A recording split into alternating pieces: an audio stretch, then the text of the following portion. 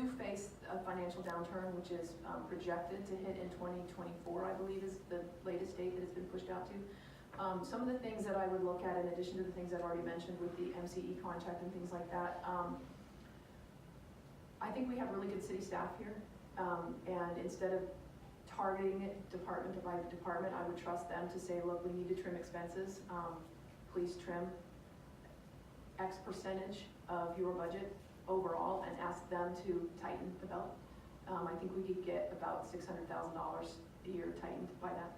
If that wasn't enough, the next thing that could be looked at would be furlough days. A furlough day can buy you about $45,000 a day for however many furlough days you have to do.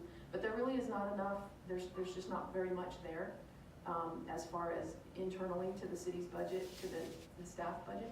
So as I said before, looking at the MCE contract to make sure that we are getting good value for our services there, and if we are, then what you have to do is say, okay, well, what services can we live without? Can we water the grass fewer times per month?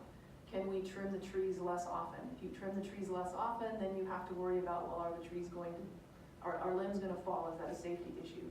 So, you know, there's checks and balances. Do we pave the streets less often? We have the #1 rated roads in the area for the fourth year in a row. Do we need that level of service? So it becomes a trade-off. What level of service do we want for our residents? What are we willing to pay for? As far as the tax increase goes, that is something that legally has to go to voters.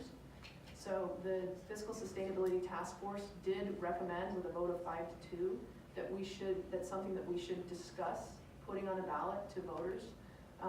The fact is, we live in a very Democratic county that is likely to raise taxes. It would be nice if that went to Dublin, not just out of